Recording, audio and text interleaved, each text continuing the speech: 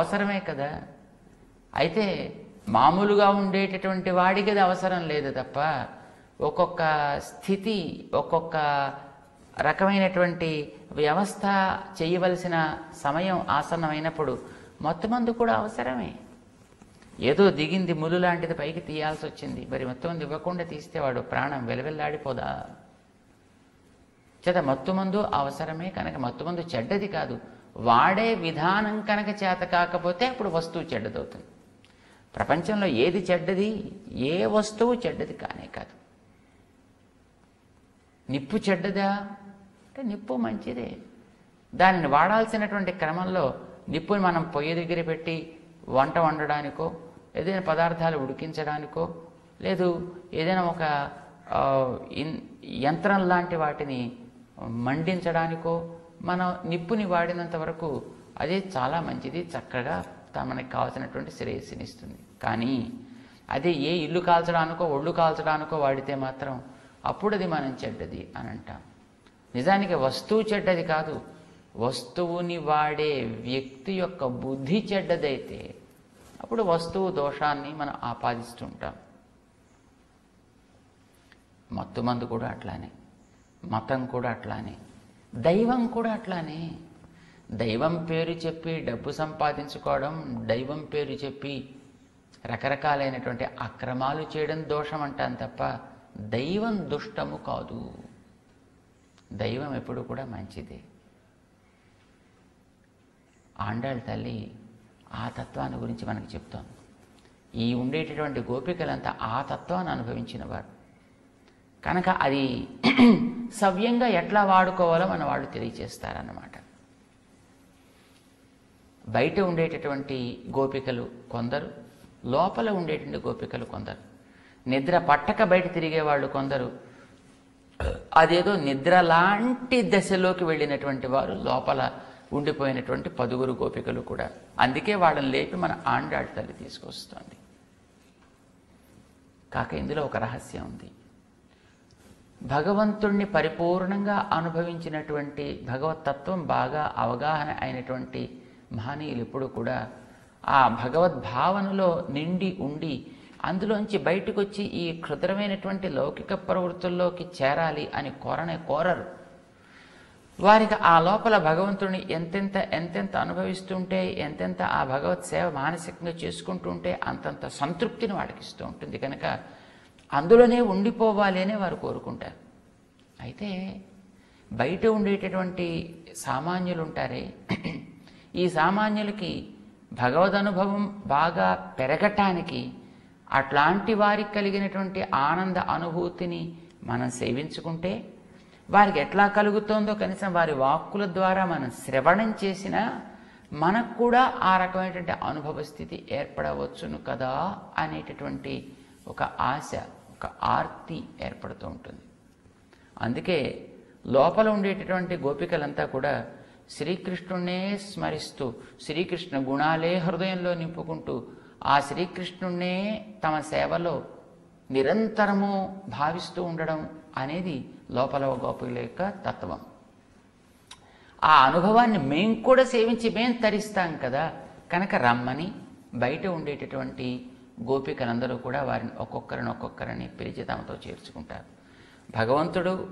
భగవంతుడి మీద వీరికి అంత ప్రేమ ఉంది కనుక ఆ భగవత్ ప్రేమకి పాత్రమైనటువంటి వారు తమకి ముందు ఉండి నడిచినట్టయితే, వారితో పాటు తాము సాగినట్టయితే భగవంతుడి యొక్క అనుగ్రహం త్వరగా తమకి లభిస్తుంది అనేటటువంటి భావన చేత మన గోదాదేవి ఆ లోపల ఉండేటటువంటి వారిని ఒక్కొక్కరిని క్రమంగా తమతో లేపుకుని బయలుదేరుతుంది. అయితే ఇందులో మరొక రహస్యం కూడా ఉంది అని అంటారన్నమాట. నిజానికి భగవంతుడిని సేవించాలి అనేది భక్తులతో కలిసి సేవిస్తేనే పూర్ణము అవుతుంది తప్ప లేకపోతే అది అసమగ్రము మాత్రమే అవుతుంది. ఎందుకంటే భగవంతుడు అనేటువంటి వాడు మనతోటి ప్రకృతితోటి కలిసి 10 అవుతాడు. అది తెలిపేవారు మహనీయులు కనుక వారితో పాటు కలిసి మన భగవంతుడి దగ్గరికి వెళ్ళాలి. ఎట్లా అంటే మనం ఉండేటటువంటి ఈ శరీరం లేదా ఈ శరీరం లాంటి ఈ చుట్టూ ఉండే ప్రకృతి అంతా కూడా 8 వస్తువులతోటి కూడుకుని ఉన్నది అని భగవంతుడే భగవద్గీతలో 7వ అధ్యాయంలో చెప్తాడు. అష్టధ అంటూను. ఏమేమిటి ఈ రూపాన్ని ధరించడానికి కారణమైన వస్తువులు అనంటే భూమి, ఆపః, అనలః, వాయు, ఖం, మనః, బుద్ధిరేవ చ అహంకార ఇతీయం మే భిన్నా ప్రకృతి అష్టధ. ఇది 8 రకాలు. పంచభూతాలు మనకి తెలుసును, పృథివ్యప్ తేజో వాయురు ఆకాశాలు. ఈ 5టితో పాటు మనః, బుద్ధి, అహంతత్వం అనేటటువంటి మరొక 3 తత్వాలు ఉన్నాయి. ఈ 8తోటి కలిసి ఈ ప్రకృతి అంతా ఏర్పడుతుందంట. ఇవాళ మన శరీరాలు ఏవి ధరించినా, మానవ శరీరాలు కావచ్చు, జంతు శరీరాలు కావచ్చు, వృక్షాది శరీరాలు కావచ్చు, ఇవన్నీ ఈ 8 వస్తువుల యొక్క కలయికతోటే ఏర్పడతాయి. ఇక ఇందులో ఉండేటువంటి రంగులు, ఇందులో ఉండేటటువంటి రకరకాల వాసనలు, రుచులు ఇత్యాదులన్నీ ఆ కలయికలో ఉండేటటువంటి తేడాల వల్ల ఏర్పడతాయి అనేది మనం జ్ఞాపకం పెట్టుకోవాలి. ఇప్పుడు ఒకటే పదార్థం, అందులో ఉండే పాళ్ళు మారుస్తుంటే రంగులు మారుతూ ఉంటుంది కదా, రుచులు మారుతూ ఉంటుంది కదా, అట్లాగనమాట. దీనికి అంతటికీ అపరా ప్రకృతి అని పేరు పెట్టాడు భగవంతుడు 7వ అధ్యాయంలో. పైన పరాప్రకృతి మరొకటి ఉంది అని చెప్పాడు. అష్టధ అపరేయం ఇతస్త్వన్యాం ప్రకృతిం విద్ధి మే పరాం జీవభూతాం మహాబాహో ఏదం ధార్యతే జగత్. శరీరం తయారైన తర్వాత ఇందులో ప్రాణం ఉండాలి కదా. ప్రాణంతో పాటు ఇందులో ఉండేటటువంటిది జీవుడు అని అంటాం మనం. ఈ జీవుడు ఉంటేనే వీడు బ్రతికున్నాడంటాం, లేకపోతే శవము అని అంటాం. ఈ జీవుడు అనేటటువంటి తత్వం 9వ తత్వం. ప్రకృతి ప్లస్ జీవుడు కలిస్తే 9 అయ్యాయి. కానీ ఈ 9 కూడా మరొక్కటితో చేరినప్పుడే విలువ కలిగినవి అవుతాయి. ఏమిటా మరొకటి? అదే నేను అని, మే ప్రకృతి, ఇవంతా నావయ్యా అని చెప్పుకున్నాడు ఆయన. కనుక ఆయన ఒకటి. ఆయనతోటి చేరినప్పుడు ఈ 9 కూడా ప్రక్కన ఒక పెద్ద పూర్ణముగా తయారవుతాయి. అంటే 10 అనేటటువంటి అంకెని మనం చూసినట్టయితే 9 + 1, అందులో 1 పరమాత్మ. ఆయనతో చేరిన ఈ 9 0 స్థానంలో ఉంటాయన్నమాట. అయితే 0కి 1 తర్వాత చేరితే విలువ పెరుగుతుంది, 1కి ముందర చేరితే 0కి విలువే ఉండదు. అట్లానే జీవుడికి ప్రకృతికి కూడా పరమాత్మకి చెంది ఉంటే విలువ కలిగినవి అవుతాయి తప్ప, పరమాత్మని కాదని అవి మేమే ఉంటామని అనుకుంటే అవి విలువైనవి కావు. కొందరు పరమాత్మని విశ్వసించరు, మేము ప్రకృతినే నమ్ముతాం, ఇక దేన్ని నమ్మము, అది విలువ లేనిదవుతుంది.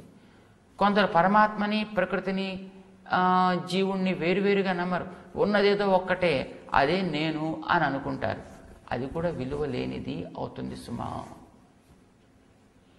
పరమాత్మ జీవ ప్రకృతులతో కలిసినప్పుడు మాత్రమే అది ఒకటి, ప్రక్కన ఉండేటిని పూర్ణము అవుతాయి. 10 అనే అంకె అప్పుడే ఏర్పడుతుంది. కానీ అందులోంచి 0 తీసినా 1కైతే విలువ ఉంటుంది, 0కి మాత్రం విలువ లేకుండా పోతుంది. 1కి ఉండే విలువ ఎప్పుడు మారదు, కానీ 0కి మాత్రం విలువ దాని తర్వాత చేరితేనే ఏర్పడుతుంది అని మనకు తెలుసు. పరమాత్మ ఎప్పుడు పరమాత్మగానే ఉండగలుగుతాడు. జీవ ప్రకృతితో కలిసినా విడినా తానెప్పుడు తానే. కానీ జీవ ప్రకృతులకి విలువ ఏర్పడాలంటే మాత్రం వాడితో చేరి ఉండాలి. వాడికి తరువాత వాడి దగ్గర శిరస్సు వంచి ఇవి ఉండాలి. ఇది 10. ఈ జ్ఞానం ఇచ్చేటటువంటి మానవులే గురువులు, ఆచార్యులు, జ్ఞానులైనటువంటి పెద్దలు. అందుకే అలాంటి పెద్దల యొక్క సహవాసం, అలాంటి పెద్దల యొక్క అనుగ్రహం మనలో తాత్వికమైనటువంటి స్పష్టమైన చేతన, అచేతన పరమాత్మల యొక్క జ్ఞానాన్ని కలిగిస్తుంది అనేది మనకి తెలియచెప్పటం కోసం, అది 10గా ఉంటుంది అనేది మనకి ఒకసారి తెలియచెప్పటం కోసమనే మన ఆండాళ్ ఈనాటి నుంచి 10 గోపికల్ని ఒక్కొక్క రోజు ఒక్కొక్కరిగా మేలుకొల్పుతుంది. అయితే ఈ మేల్కొల్పే క్రమంలో పెద్దల ద్వారా మనం చేసేటటువంటి ఆ ఉపదేశ శ్రవణం అనేది ఎలా ఉంటుంది, ఎలా ఫలిస్తుంది అనేది ఒక క్రమంలో ఉపదేశం చేస్తుంది. మొదట మనం వినాలి. విన్న దాని యొక్క అర్థం మనకి తెలియాలి. ఆ అర్థం తెలిసిన దాన్ని మనసులో మననం చేయాలి. ఆ మననం చేసినటువంటిది మనకి ఎదుట కనిపిస్తోందా అన్నంత స్పష్టంగా ఉండాలి. అదో 4 దశల్లో సాగుతుంది. ఆ తర్వాత మనకి కలిగేటటువంటిది సాక్షాత్కారం. దానివల్ల ఈ పైనుండేటటువంటి ప్రతి వస్తువు భగవత్ సంబంధం కలది అని మనం గుర్తించగలుగుతాం. దాని తర్వాత ఈ లోపల ఉండే ప్రతి ప్రవృత్తి వాడు అనుగ్రహంతో సాగేది అని చూస్తాం. అప్పుడే మనలో ఉండేటటువంటి ఉద్రేకాలన్నీ కూడా తగ్గుతాయి. మనలో ఉండేటటువంటి రకరకాలైనటువంటి లోభాది గుణాలన్నీ ఒక క్రమబద్ధం కాగలుగుతాయి. అప్పుడే మనకి భగవద్ అనుగ్రహం పరిపూర్ణంగా లభిస్తుంది. ఇది ఒక 10 మెట్ల ప్రక్రియ. ఈ ఒక్కొక్క గోపికని లేపడం ద్వారా ఒక్కొక్క రకమైనటువంటి జ్ఞానం కలిగినటువంటి మహానుభావులను మనకి పరిచయం చేస్తూ మన ఆండాళ్ళ తల్లి మనలో ఆ రకమైనటువంటి మానసిక వికాసం కలగాలి అని తాను అపేక్షిస్తుంది. భగవంతుణ్ణి చూపించడానికి మనకి కొందరు మహానుభావులు ఆళ్వారులు అనేవారు ఉన్నారు. ఈ ఆళ్వార్లని పదుగురు అని అంటారు అన్నమాట. ఆ పదుగురిని మనం ఆలయంలోకి వెళ్ళేటప్పుడు ముందు సేవించుకొని వెళ్ళాలి అనేటటువంటిది ఒక క్రమం. సాధారణంగా ప్రాచీనమైనటువంటి ప్రసిద్ధమైనటువంటి ఆలయాల్లో ఆళ్వార్లందరికీ కూడా సన్నిధులు ఉంటాయి. మనం భగవంతుడి దగ్గరికి స్ట్రైట్గా వెళ్ళిపోకూడదు. ఇప్పుడు ముందు ఆ ఆళ్వార్ల దగ్గర సేవించుకొని వారు అనుగ్రహాన్ని పొంది అప్పుడు వారి యొక్క పంపు మీద వారి యొక్క రికమెండేషన్ తోటి మనం భగవంతుడి సన్నిధానానికి వెళ్ళినట్టయితే భగవంతుడు మనని చక్కగా తప్పక అనుగ్రహిస్తాడు అనేది మనకి తెలియచెప్పడం కోసమని మన ఆండాళ్ 10 ఆళ్వార్లకి ప్రతీకగా 10 గోపికలని ఒక్కొక్క నాడు ఒక్కొక్కరు చొప్పున మేల్కొల్పుతుంది. అందులో ఈవేళ ఒక చిన్ని పిల్లని మన వాళ్ళు మేల్కొల్పడానికి ఆ పిల్ల ఇంటి దగ్గరికి వచ్చారు. తెల్లవారుతోంది. లోపల ఉండేటువంటి వాళ్ళని లేపాలి. మరి లేపాలంటే ఎట్లా లేపేది అంటే తెల్లవారింది అని అనాలి. అయితే లోపల వాళ్ళు పెద్దగా వెంటనే ఒప్పుకోరు. అబ్బా ఇంకా ఇప్పుడే కదా పడుకున్నాను అని అంటూ ఉంటారు. లేదా నిజంగానే తెల్లవారింది అని అనాలి. అబ్బాయి తెల్లవారింది అనడానికి ఏమిటి గుర్తు అని అడుగుతారు. చేత ఏవో కొన్ని గుర్తులు చెప్పాల్సి వస్తుంది. చేత లోపలి వారిని మేల్కొల్పడం అన్నట్టుగా మన వాళ్ళు తెల్లవారింది అని అంటూ ఉంటారు. తెల్లవారటానికి కొన్ని గుర్తుల్ని కూడా చెబుతూ ఉంటారు. అదే 1 కాదు 2, 3 గుర్తుల్ని కూడా చెబుతూ ఉంటారు. ఎందుకంటే ఒక గుర్తు చెప్పినప్పుడు బహుశా అది సరికాదేమో అని లోపల గోపిక అన్నట్టుగా మన వాళ్ళు భావన చేసి అయితే ఇదిగో ఈ గుర్తు చూడు ఇదే తెల్లవారింది అని తెలుస్తోంది. అది కూడా లోపలి గోపిక ఒప్పుకుందో లేదో అని మళ్ళీ వీళ్ళకి సందేహం కలిగితే మరొక గుర్తు చెబుతూ ఉంటారు. ఇగో తెల్లవారింది లేచి రా అని ఇలాగ మన వాళ్ళు ప్రార్థన చేస్తారన్నమాట. ఇట్లా లోపల వాళ్ళందరినీ కూడా లేపుకోవడానికని బయలుదేరుతోంది మన ఆండాళ్. జ్ఞానులు వెంచేసి ఉండేటువంటి స్థానానికి మనం వెళ్ళినప్పుడు మనకి మంచి జ్ఞానం కలిగిపోయినట్టే అనిపిస్తూ ఉంటుంది. వారి దగ్గర ఉన్నంత వరకు మనకి ఎంతో విస్కలితంగా చక్కగా స్పష్టంగా అన్ని తెలిసిపోయినట్టు అనిపిస్తూ ఉంటాయి. కానీ వారి దగ్గర నుంచి మళ్ళీ మనం బయటికి రాగానే మనంగానే ఉండిపోతూ ఉంటాం.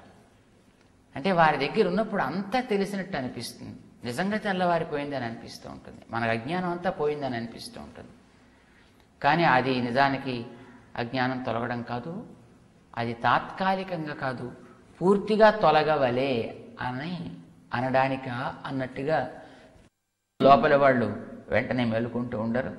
అప్పుడు లేదు మాకు ఈ రకంగా అజ్ఞానం తొలగిపోయింది, ఈ రకంగా కూడా అజ్ఞానం తొలగిపోయింది అంటూ తమకి అజ్ఞానం తొలగినటువంటి వైనాన్ని లోపల వాళ్ళకి విన్నవిస్తూ మన వాళ్ళు వాడిని మేలుకొల్పుతారు అన్నమాట. ప్రసన్నులు కమ్మని ప్రార్థన చేస్తారు. నిజానికి 2 రకాలుగా మనం దీన్ని చూస్తాం. ఒకటి, ఒక సామాన్యమైనటువంటి కృష్ణ ప్రేమ కలిగి కృష్ణుడు ఇష్టపడేటటువంటి ఒక గోపిక, ఆ లోపల ఉండేటువంటి ఆమెను ముందు పెట్టుకు పెడితే కృష్ణుడు ఆనందిస్తాడు కనుక లేపడానికి వస్తున్నారు అని మనం పైన భావన చేయవచ్చు. ఇక రెండవది, భగవద్ అనుభవం పరిపూర్ణంగా నిండినటువంటి మహనీయులు లోపల ఉండేటటువంటి వారు. అలాంటి వారు కనుక ప్రసన్నులై మనకేసి తాము ఒక్కసారి తమ చూపును ప్రసరింపచేస్తే చాలును, మనకుండేటటువంటి అజ్ఞానం అంతా తొలగి మనకు కూడా భగవద్జ్ఞానం కలుగుతుంది. కనుక వారిని ప్రసన్నులు కమ్మని ప్రార్థన చేస్తూ మన ఆండాళ్ తల్లి తిరుప్పావి పాడినట్టుగా మనం భావిస్తాం. ఏమైనా మన వాళ్ళందరూ కలిశారు. సరే, ఈనాడు మొదటి గోపిక భవనం దగ్గరికి చేరారు. ఈమె కొంచెం చిన్నపిల్ల, శ్రీకృష్ణుడి గురించి పెద్దగా పరిచయం లేదు, ఇప్పుడిప్పుడే కాస్త పరిచయం కలిగింది. అలాంటి ఈమె చాలా ఆనందంతో ఉన్మస్తకంగా అయిపోయి నిద్ర పట్టినట్టుగా, నిద్రపోతున్నట్టుగా ఉందన్నమాట. మొదటి పాటలో ఈవేళ ఈ 6వ పాటలో మొదటి గోపికని లేపుతుంది మన ఆండాళ్. ఎట్లానో పాసురంలో చూద్దాం మనం. ఆండాళ్ తిరువడిగళే శరణం புள்ளும் சிலும்பினகான் புள்ளரையின் கோயிலில் வெள்ளை வெளி செங்கின் பேரரவங்கேட்டிலையோ பிள்ளாய் எழுந்திராய் பேய் முலை நஞ்சுண்டு கள்ளச்செகடங் கலக்கழியா காலோச்சி வெள்ளத்தரவில் துயில மறந்த வித்தினை உள்ளத்து கொண்டு முனிவர்களும் யோகிகளும் மெல்ல எழுந்து அரியன்ன பேரரவம் உள்ளம் புகுந்து குளிர்ந்து ஏலோரெம்பாவாய்.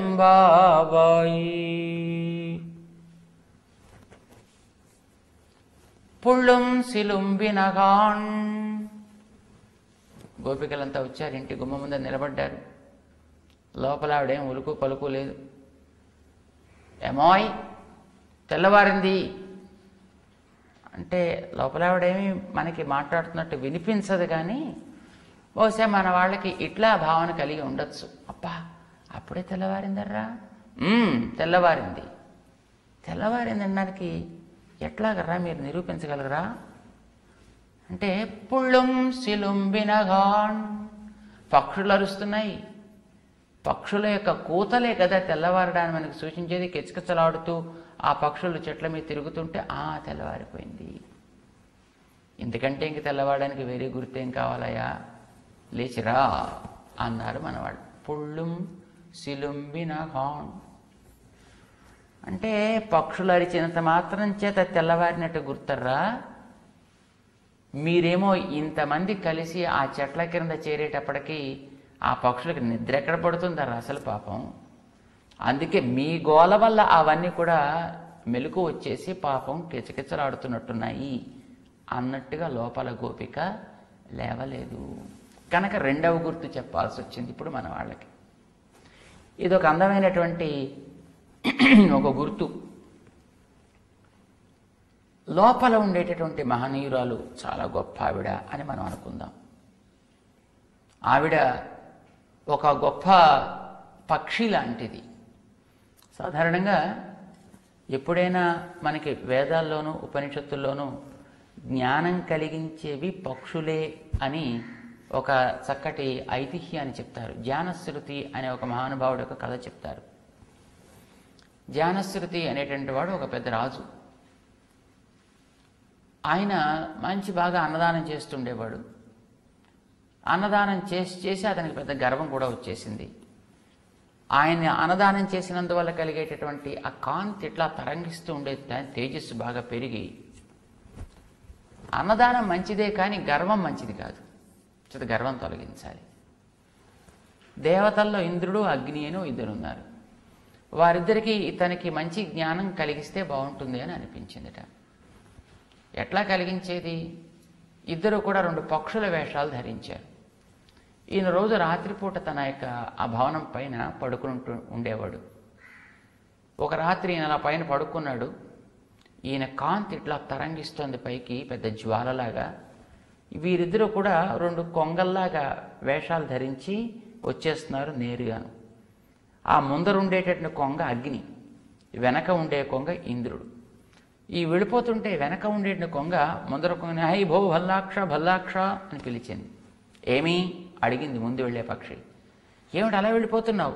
ఆ ముందు ఉండేటటువంటి తేజస్సు కనిపించట్లే? కనిపిస్తోంది. మనం దాంట్లో నుంచి వెళ్ళిపోతామేమిటి? నాకేమి, అది ఎవరిదో తెలుసునా అంటే తెలీదు. అయ్యో తెలీదా? జానశ్రుతిది, కింద జానశ్రుతి పడుకున్నాడు. ఆయనకు దివ్య కాంతిది, అందులోకి పెడితే మనం కాలిపోతాం. ఆయన అన్నదానం చేసి గొప్ప దాత, ఆయన తేజస్సు నుంచి మనం వెళ్ళవద్దు. సాధారణంగా ఆయన పడుకున్నప్పుడు మన వాళ్ళలాగా ఆ వ్యక్తి నుంచి దాటి వెళ్ళడం అనేది మంచిది కాదు అని చెప్తుంటారు. అది తగదు అని అంటారు. వ్యక్తి మించి దాటడం కానీ, అయితే కాళ్ళు చాపి ఉంటే కాళ్ళ మించి దాటుకుంటూ వెళ్ళిపోవడం కానీ ఇది మన వాళ్ళు అంగీకరించరు. కనుక నువ్వు అట్లా ఆ వ్యక్తి మించి వెళ్ళిపోతున్నావేమిటి? ఆయన యొక్క ఆ తేజస్సులో దగ్ధమైపోతా జాగ్రత్త అంది వెనక పక్షి. ముందు పక్షి అంది, ఊరుకోవయా, ఈయనేమి పెద్ద గొప్ప తేజస్సు కలవాడా ఏమిటి? కానీ కాదు, ఇది నన్నేం పెద్ద చెయ్యదు, కనుక నేను ఇందులోంచి హాయిగా వెళ్ళిపోగలను. ఈయనేమైనా రైక్కుడా అంటూ దాంట్లోంచి వెళ్ళిపోయింది. పక్షులు వెళ్ళిపోయాయి. కింద పడుకున్న జానశ్రుతికి పక్షుల భాష కొంచెం బాగా తెలుసును. దాంతో ఈయన మాటలు వింటూ ఉన్నాడేమో. జానశ్రుతి గొప్ప తేజస్సు అనగానే కాస్త నిద్రపడుతున్నాడు. కాస్త కొంచెం ఒకసారి మెలకు వచ్చింది. తన పేరు చెప్తే ఎవరికైనా ఆనందం కదా. కాస్త మంచి మెలకు వచ్చింది. ఒకసారి వింటున్నాడు ఏమంటున్నాయని. తనకంటే గొప్ప తేజస్సు కలిగిన రైక్కుడు అనేవాడు ఎవడో ఉన్నాడని ఆ పక్షులు అనుకుంటున్నాయి. అది మనవాడి చెవుల్లో పడింది. అంతేకాదు, ఆ ముందు వెళ్ళే పక్షి తన తేజస్సుని పెద్ద లెక్క చేయకుండా నాకు ఇది లెక్క ఏమిటంటూ దీంట్లో జారిపోయింది, దాటిపోయింది. అది అతనికి పెద్ద అవమానంగా తోచింది. అది అలా ఉంచినా తనకంటే గొప్పవాడోడో మరొకడు రైక్కుడు అనేవాడు ఉన్నాడని తెలిసి ఎవడో తట్టుకోలేకపోయాడు మనవాడు. సరే, ఆ రైక్కుడు కోసం తర్వాత పెద్ద అన్వేషణ సాగిస్తాడు. రైక్కుడు దగ్గరికి తను వెడతాడు. అతడి ద్వారా జ్ఞానోపదేశం పొందుతాడు అనేది ఉపనిషత్తు చెప్పిన కథ. అంటే జ్ఞానం కలిగించడానికి పక్షులే సాధనాలన్నమాట. అంటే పక్షుల ద్వారా మనం జ్ఞానం పొందుతాం. పక్షుల వంటి మహానుభావుల ద్వారా. పక్షికి 2 రెక్కలు ఉంటాయి, ఆకాశంలో తిరుగుతుంది. జ్ఞాని అయిన వాడు కూడా ఆకాశ్లో సంచరిస్తూ ఉంటాడు. అంతటా కాస్ ప్రకాశించేది భగవత్తత్వం. ఆ భగవత్తత్వంలో వారు నిరంతరం అనుభవిస్తూ ఉంటారు. అయితే పక్షులు ఆకాశంలో 2 రెక్కలతో తిరిగినట్టుగా జ్ఞానులు కూడా ఆ భగవంతుడనే ఆకాశంలో 2 రెక్కలతో తిరుగుతారు. ఏమిటి వారికి ఉండే రెక్కలు అంటే, 1 జ్ఞానము, 2 దానికి తగినటువంటి ఆచరణ. ఈ జ్ఞానము ఆచరణ ఇవి 2 ఉంటేనే వాడు నిజంగా ఆకాశంలో ఉండగలుగుతాడు. ఏ రెక్క విరిగినా పక్షి నేల కూలినట్టుగా జ్ఞానము ఆచరణలో ఏ ఒకటి తగినప్పటికీ వాడు యోగ్యుడు కానే కాడు. కొందరికి జ్ఞానం బాగుంటుంది, ఆచరణ శూన్యం.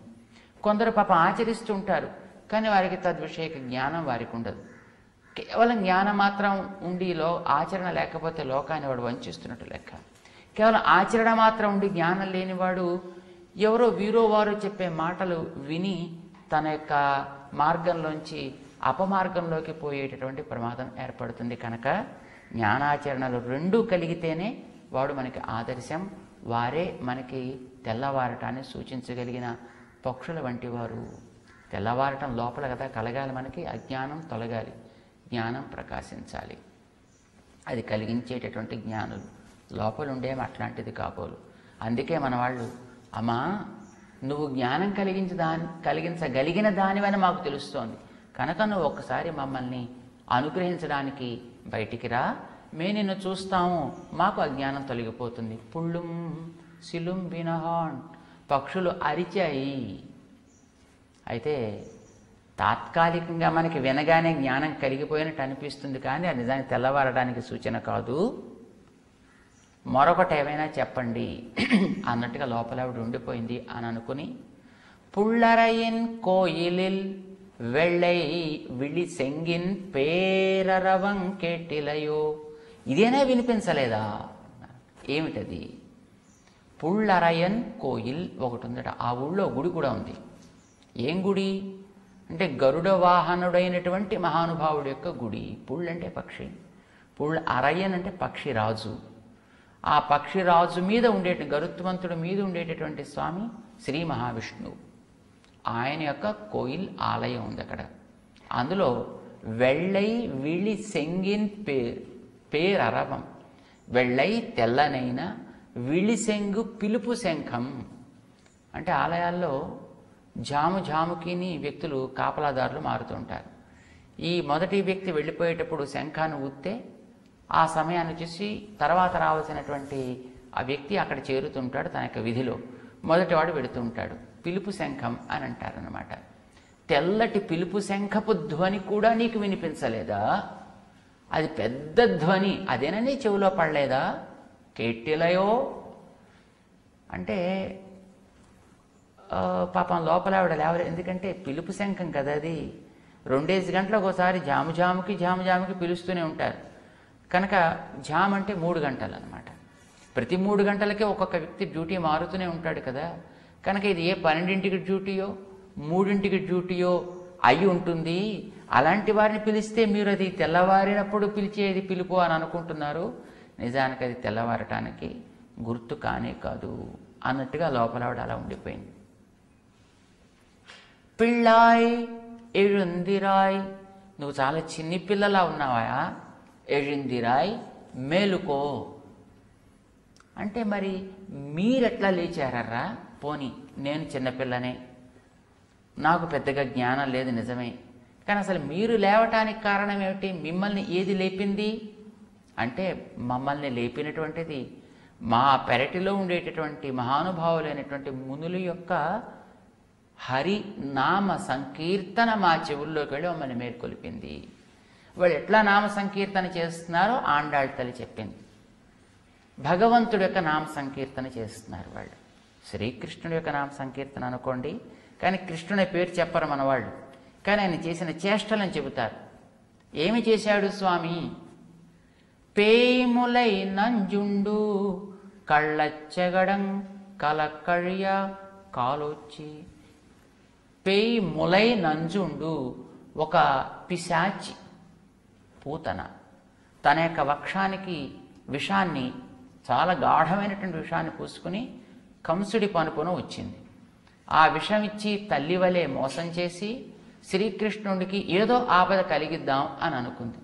కానీ తనకి ఆపద కలిగితే వీరందరూ కూడా దుఃఖాన్ని తట్టుకోలేరని, వీరికి కలిగే దుఃఖాన్ని తాను భావించి వీరికి సుఖం కలగడం కోసం ఆ విషాన్ని తాను స్వీకరించి ఆ పూతన ప్రాణాన్ని పూతనని సంహరించి వేశాడైనా. పూతన జీవిత హరాయ ఇలా అనుకుంటున్నారట అక్కడ ఉండేటువంటి మహానుభావుడు.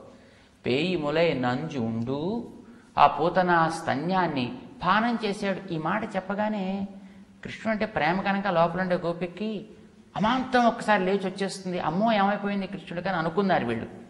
కానీ పాపం వీళ్ళు పేయి ములై నంజు ఉండు, దాన్ని తినివేశాడు మనవాడు. అయిపోయిందా? అమ్మయ్యా, ఏం ఉపద్రవం కాలేదు కదా అని పాపం ఆవిడ హాయిగా లోపలే ఉండిపోయింది. రెండవ గుర్తు చెప్తున్నారు మనవాడు. కళ్ళచ్చగడం కలక్కడియ కాలోచి. ఒక దొంగ వేషం వేసుకుని మరొకడు వచ్చాడు. సెకట ఒక బండిలాగా వేషం వేసుకొచ్చాడు ఆయన.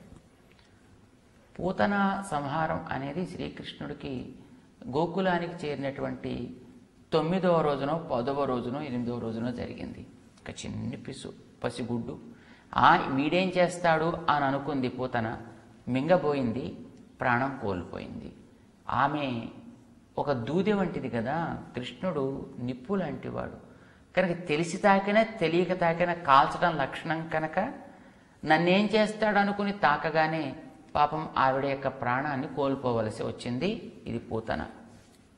కంసుడు పంపిన మరొక రాక్షసుడు శకటుడు. వీరికి సుమారుగా